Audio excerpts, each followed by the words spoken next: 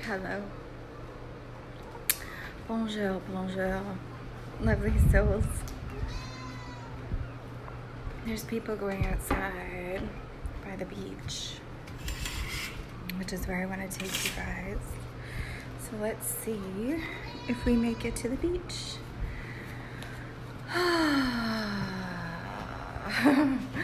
Deep breaths.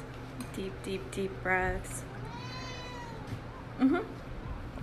There's my cat. Hello to everybody who's watching, who's gonna be watching. Okay, my cat is driving me absolutely bonkers. I think the moon situation has totally inspired my cat to be very loud. I almost just walked right off the steps. So I see people are out reading a book, and then there's other people that are trying to climb the rocks, and I'm not quite sure where I will take you guys. That I feel like I can talk without being I don't know just interrupted, or without feeling like other people are gonna be in my energetic space. Bonjour, hello Phil, hello Shannon, hello Cody. And doing all these long lives with my hand up in the air because I don't have anything to hold my phone, I really need a tripod, is proving to be interesting. But here we are. I'm gonna just walk down a little bit to the ocean. Hi Joanne. Hello beautiful. I'm just stepping over some driftwood here. You guys see the driftwood? Amazing. I know. So let's see. Somebody that was reading their book has gone into a little nook. Probably just sound travels here, so you can't really say anything without everybody hearing you. There's these like little secret places where you can meditate, people building things. And I'm not really sure if people have gone into, so there's this place here, just right there, if you guys can see it, where it's like this, you can draw in little rocks and stones, and you can leave little messages, and people around here draw on these little rocks, and then they hide them, and people can find them, which is so sweet. So I'm just giving people a few minutes to get on here. I'm totally sinking again, like right into this. It's super sinky. Super sinky. Oh, I feel like so inspired to actually just go in the water, but it's freezing, so it probably would be an incredibly short life. I can't walk. You guys can just watch. You guys hear me on these rocks? Wow. I'm going over to this secret little place that I was telling you guys about, where people paint these rocks.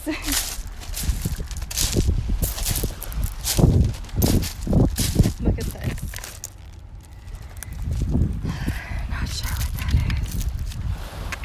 But look at this. Look at this.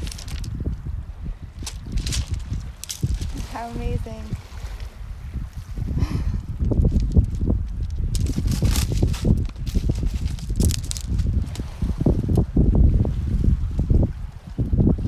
Look at that over there. How incredibly cool. You guys want to go see that? How are you guys? How is everyone doing? This is just treasureful. Look at this.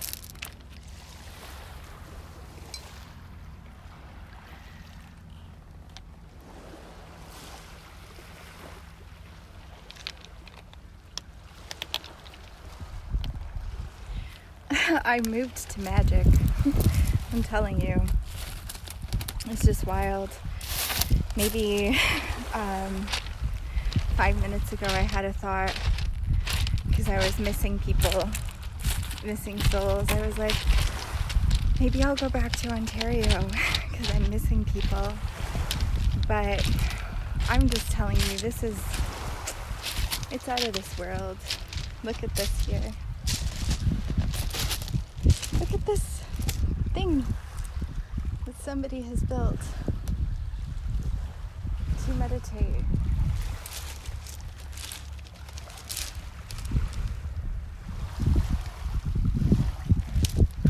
Come on. Oh my God, come on. So I actually have a place to sit. So I can sit on this log here beside me and just kind of breathe. Just grounding, settling. I'm going to take a few sips of water. Intuition is much better fueled with H2O. Luminous capture of the moon. You can put water out tonight. You can put crystals out tonight. You can put just anything you would like to be charged by the moon out tonight. And last, including you. You get charged by the moon. So yesterday we did part 1 on intuition, and I'm even wondering if I can put my phone down somewhere. Oh my gosh, there's a crab. Look at him. You guys see that little crab? I'm wondering if I can use this like altar of a place to put my phone down and record. Let's see here.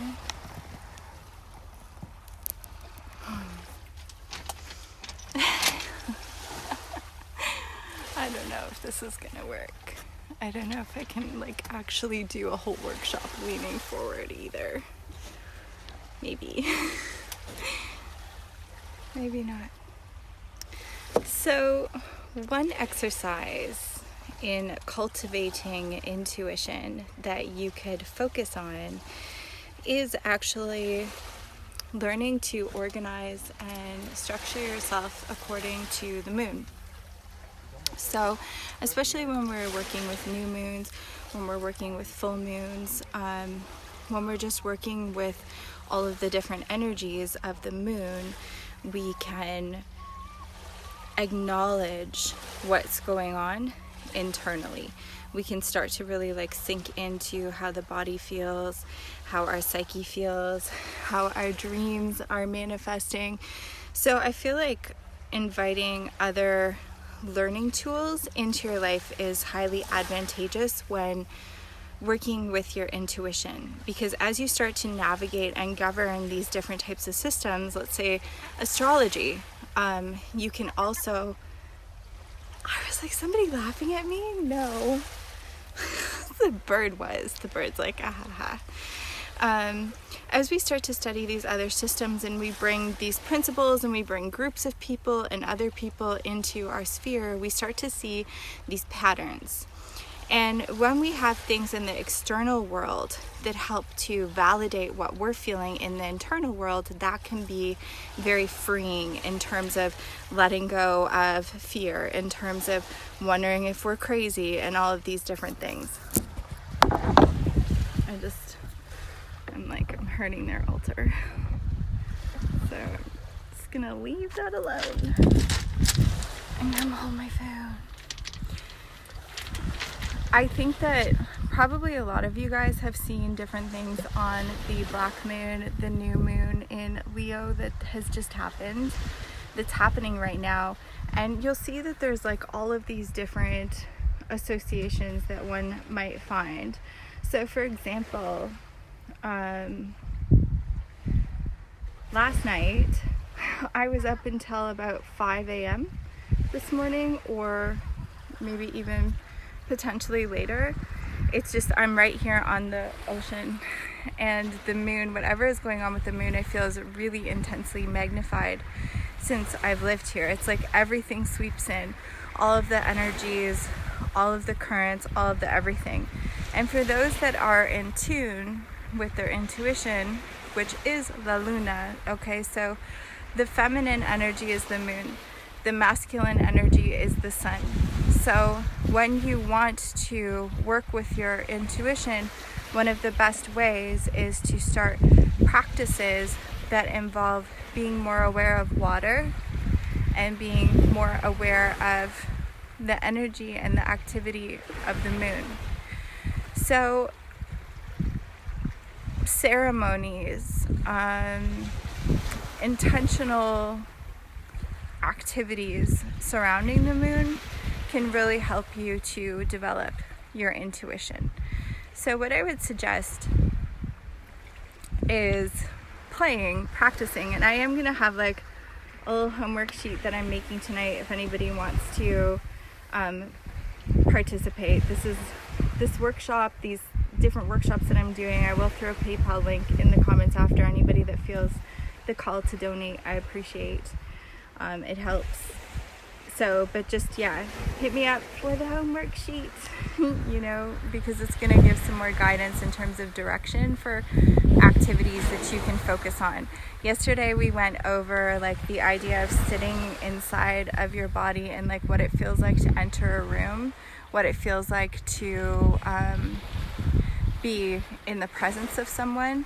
And today my suggestion is to really focus on how you're feeling, not what you're doing.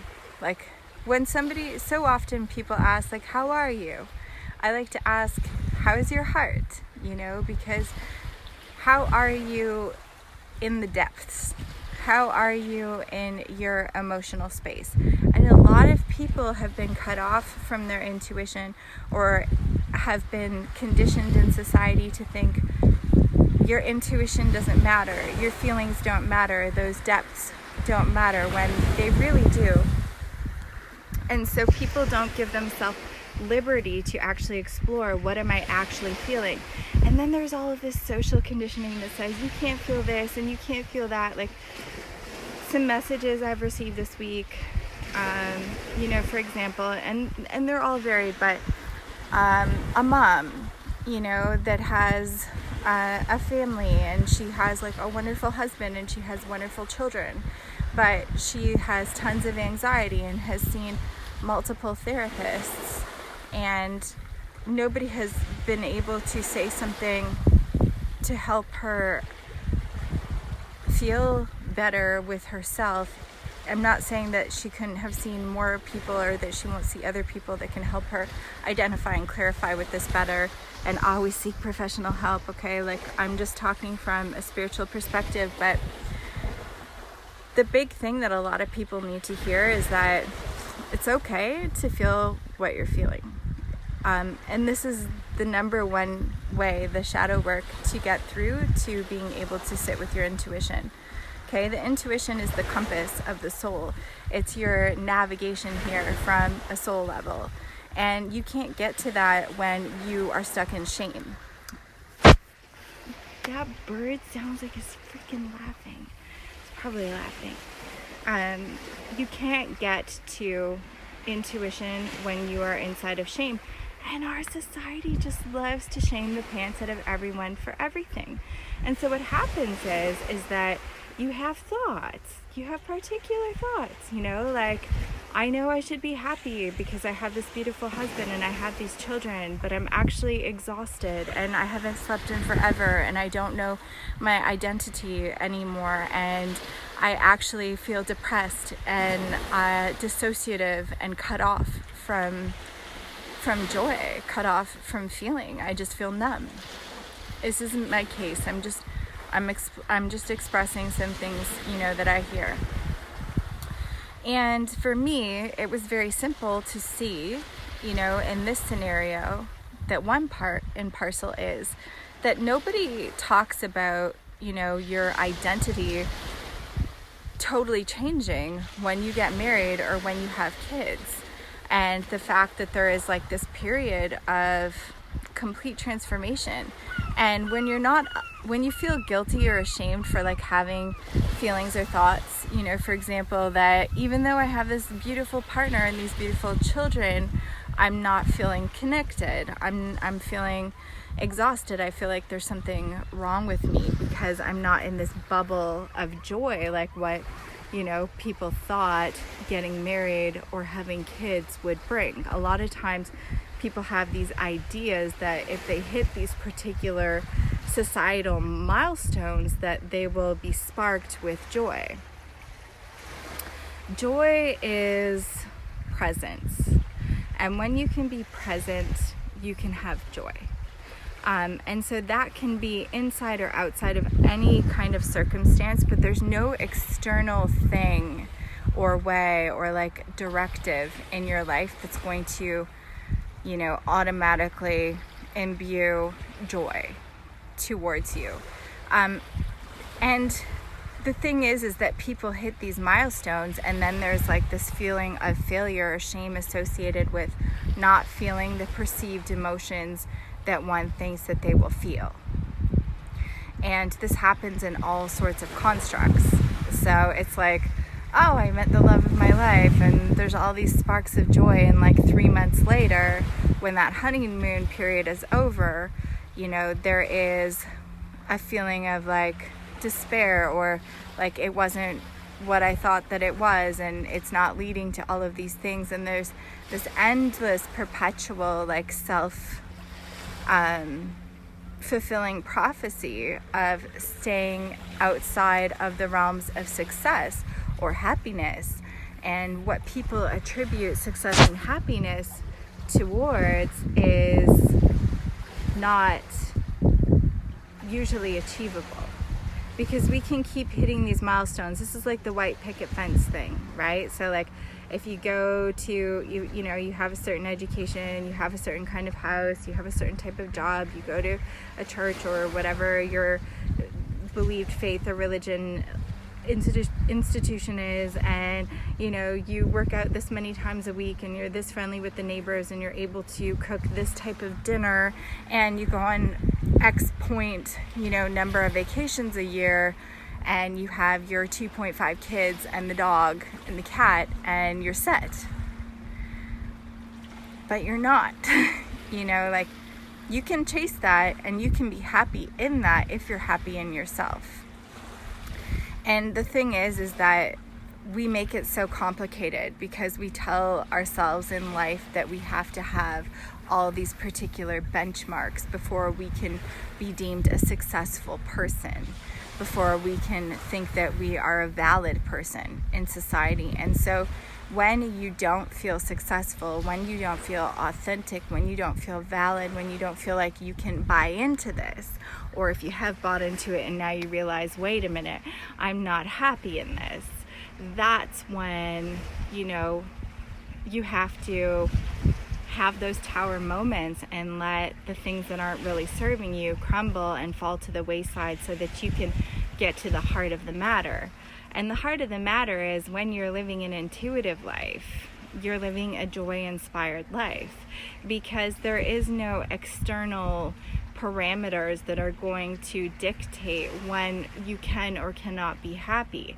A lot of times, and this is just like, this is the biggie for me, it's so funny, but you know, it's like permaculture and gardening. You see all of these rich celebrities and people with lots of money that are saying, you know what, I don't actually want all of this big thing that I have. Like, I'd like to give my money to donate to open up sanctuaries and to farm and to go learn to live off of the land and have like a more simplified life that's outside of technology and even outside of the internet and just plugged into the simplicity, because there's joy in being a human and cultivating very simple skills that connect one with life, like a walk, you know, you know, there's studies saying that like 80% of people that want to take their life, when they go out and they take a walk for an hour, when they come back, they decide that that's not what they want to do anymore.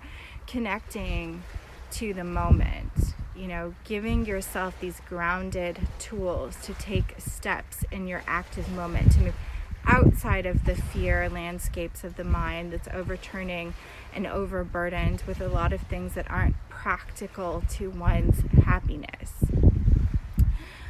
When we're trying to reach this particular bar and measurement in society that ascribes, you know, a very small percentage of humanity to, you know, material wealth and success and particular titles, when the rest of the sea, you know, of people are trying to measure themselves up against these types of bars, there is an automatic social widespread conditioned shame instilled in people, and it's so subconscious that a lot of people fight it by actually, you know, becoming aggressive or angry or whatever against those who actually are successful in terms of materialism and that type of thing. But that's not where a happy space is. And this does not mean that you cannot be joy-filled and have a lot of material success. It doesn't mean that at all. Anybody can really have joy in any scenario in their life if they're doing the self-work to experience that. And it's really as simple as practicing unconditional love and acceptance with yourself. How do you practice unconditional love and acceptance with yourself? It starts with the shadow work. It starts with being honest about the things that bring you pain, that bring you shame, that disconnect you from your heart. Like yesterday, we talked about a lot of the times, you know, if you are in a state of fight or flight or anxiety all the time, and that's kind of your mode of operation, there's something inherently off about what you're doing in your life, because your intuition will respond with anxiety if you're constantly putting yourself in the type of environment that's not conducive to your highest path.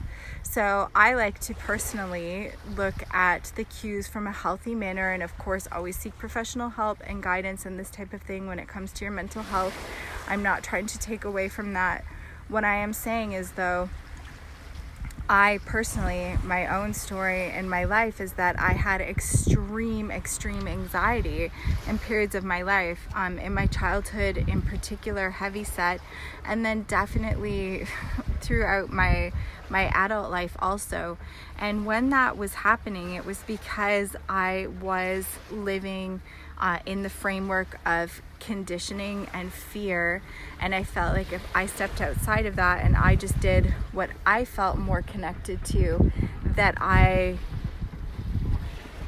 would be like a shame to people, or it'd be shameful, you know, to family or persons, you know, to be who I am, you know, to come from having family members that are much more educated, and have worked in particular fields and these types of things. And it's me, you know, I have this conditioning inside that in order to be valid, in order to be valued, I need to ascribe to this certain particular type of conditioning.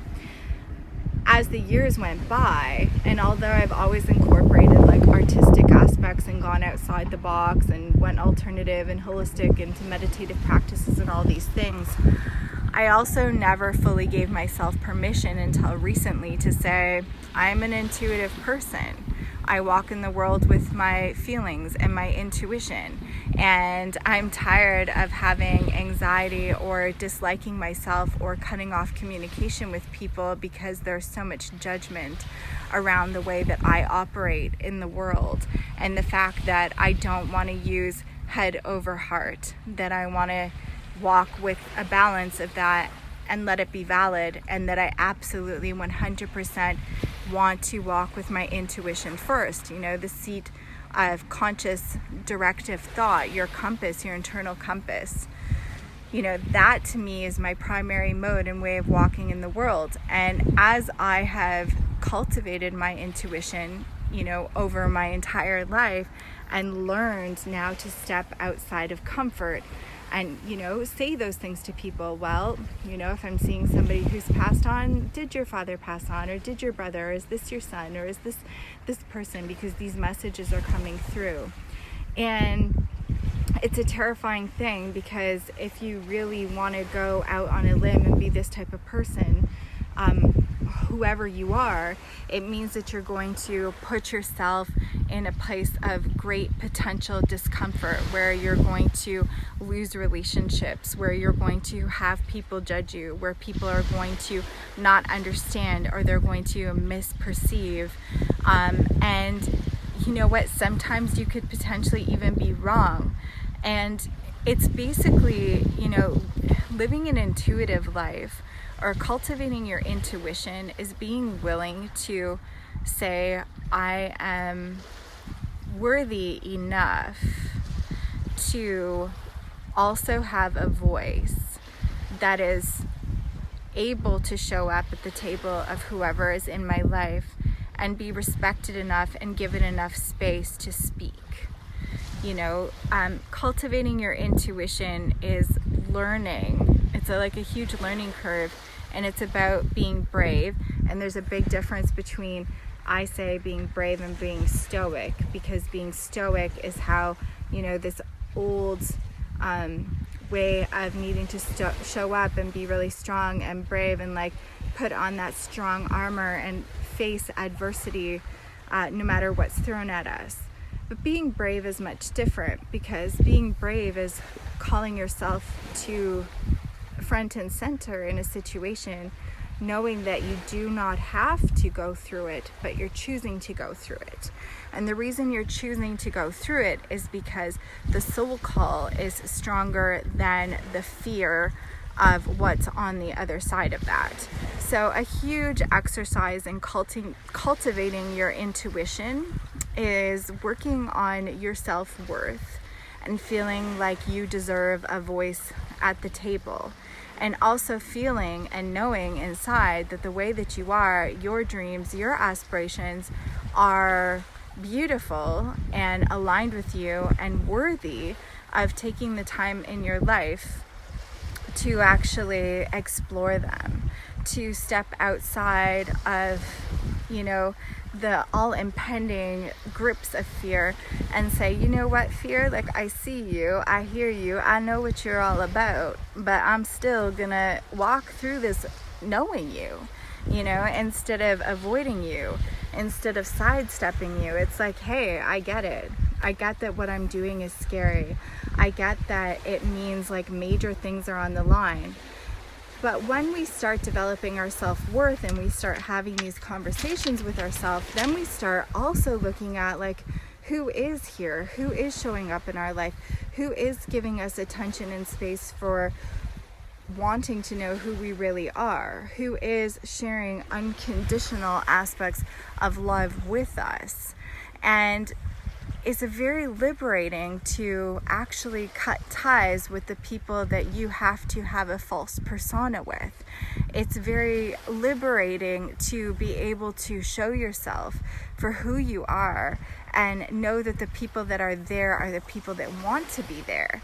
So we don't cling. We don't cling to those people, places, or things that aren't vibing with us, that aren't supporting our flowing ability. Okay, so developing self-worth and initiating some type of like ceremony or practice with water and the moon, like observing lunar cycles, observing your own emotions and your own psyche and your own physical self during the different phases of the moon. These are kind of the few things that I wanted to touch on in this part.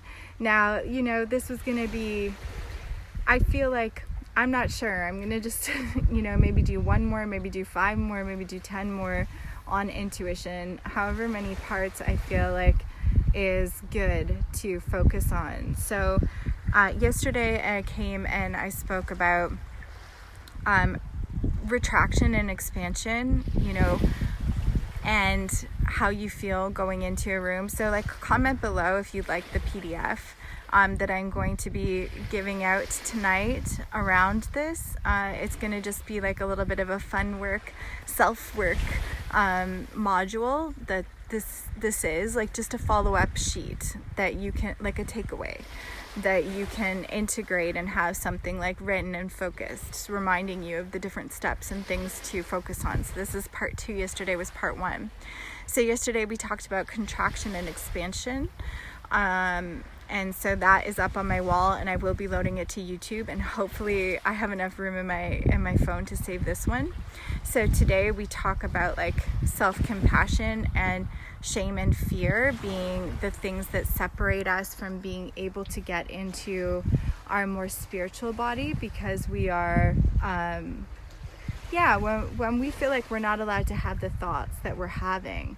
You know, for example, I'm going to throw a few more out there. I'm just going to go all out. Throw a few more out there. But things that I work with a lot with people, relationship and love-wise, you know, fears around how people actually perceive love. Fears around how people actually feel in their relationships.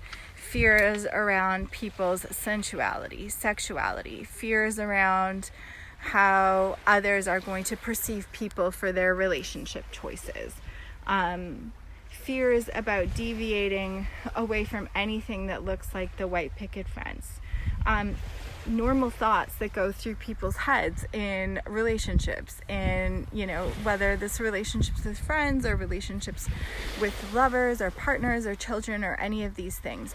There is such a pressure in society to think a certain way, to uphold a certain thought train, that anything that deviates outside of that, people start hating themselves. They start feeling ashamed and they start buckling, and then people shut down and they turn off communication. We are, as a human species, wired for connection and communication. So the breakdowns in relationships are oftentimes because of shame. When people have particular thoughts that they feel are shameful, then they don't want to voice them. It's like, oh, I have this happy husband and children and stuff like that, but I still feel really empty and unhappy inside. And then they don't want to express that to their partner because they feel like there's inherently something wrong with them, and they feel ashamed of the thoughts that they're having. But maybe what they really need to be told is, you know what, girl, you're freaking exhausted. You've been chasing after toddlers for years, and you know, you haven't slept, and nobody told you that, like, yeah, you know, the white picket fence looks all shiny and nice and new, but the responsibilities of like being emotionally available for a family and not getting any sleep and just running ragged from like sun up till sundown and all throughout the night might be a bit of a smack in the face, one that nobody told you about, nobody's talking about. So you're just walking around, you know, getting up every morning and putting on this show while feeling like something's really wrong. But if you surround yourself with honest people, people that talk, people that express without that shame, and just are able to vocalize what's going on in the mind, it doesn't consume, it doesn't grow. It's like, you know, being in a relationship and finding somebody else attractive. Again, this is all my own opinion, okay? But there are 7 million people on this sphere. Chances are you're going to have magnetism with quite a few people. Like, it's just inherently going to happen. Does that mean that, you know, your marriage and your relationship is over because you're attracted to somebody else? No, but when there's this structure in relationships where you're not supposed to say that, you're not allowed to say that, where, you know, it's going to take away from your love from one person, from having feelings or an attraction to somebody else, then yeah, that's going to create this elephant, this darkness, this, you know, issue that's going to kind of, it's like a poison that will start to leach into everything else because you have one person shutting off in the relationship. And eventually that causes all of these concerns and fears, and then you start wondering, am I in the right relationship, and that type of thing, because you're shutting down the connection with your primary partner. This is just a small example, but what I find is that most of the thoughts that people have are very human, and they're very outside of what is deemed acceptable in, society. If people were a little more honest about their thoughts and put themselves in brave situations where they're willing to express their authenticity, their truth, and what they are, what you'll find is you can work through a lot of these things that you are struggling with the people that you're with, and do it in a really beautiful way that opens up space for each other without feeling this doom and gloom and isolation and separation and segregation and dissociation. It's really honestly a matter of communication. So I think that this is a huge part of cultivating your intuition, is developing self-worth, self-compassion and acceptance, taking yourself outside of the confines of shame for whatever aspects in your life you feel that there is an attachment to this emotion. It's a very biological thing. It's going to come up. You can't mind yourself outside of shame. But what you can do is you can see it, then you can go inside it, and then you can discover how you're going to actually work with it.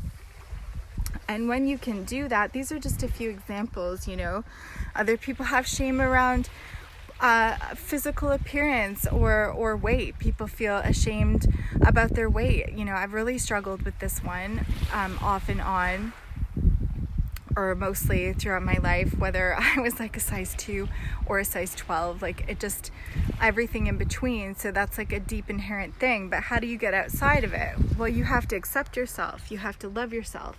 It's not a matter of just saying, oh, I just love myself, I accept myself. No, it's you have to give yourself room and space to be, and compassion, and you need to be able to go through all of those different emotions and feelings and things and say, there's space for this, there's room for this, and a lot of it is conditioned by society. So a lot of it is giving yourself permission to say, just because society taught me this, or my parents, or my religion, or these things, it doesn't mean that it's right. How many people are shamed from religion? For myself, even speaking, having those, Catholic ties as a kid, and all sorts of other things in the background too, but it's a morsel of it, against sexuality, against sensuality. And what had happened is it turned into the opposite thing, where I was expressing that aspect of myself in a very negative way in my relationships, because I felt it was just so bad. It was just a bad thing to do, and I really hurt deep parts of my relationships in the past because of that association of shame and guilt that was directly tied to this conditioning, as a kid around that subject, which is wholesome if it's practiced in unity and with conscious intention. So it shouldn't have been that at all, but something that I had to give a lot of space for, and give myself a lot of self-compassion for understanding and navigating and coming to a very different place to speak on the subject at hand altogether. I have been bitten by so many weird bugs. Since I've been out here talking to you guys, I just have all of these bumps showing up. I have no idea what is biting me, ants or different things. But so again, I'd love if you just comment below if you would like me to send you the PDF later. I'm going to have some handouts from part 1 and from part 2, and there's definitely going to be a part 3, if not a part 4 and a part 5 on cultivating intuition. But today's subjects are mostly working through shame and fear, and cultivating self-worth as a manner of being able to step into bravery, which is not something you have to do, but something you can choose to do to move into alignment with your highest accordance of living, so that you can experience joy. Your life can become more simple. You don't need to be so stuck in all of these paradigms that aren't serving you. So I love you guys so very much. Mwah. Wishing you the most beautiful evening or day or morning or whatever time it is for you. And don't forget to comment below if you would like the takeaway exercises from this, and I will load up a PayPal donation link for anybody that feels the call. I really super appreciate it. It helps me so very much to continue to do this work, and I hope that this lent something to you.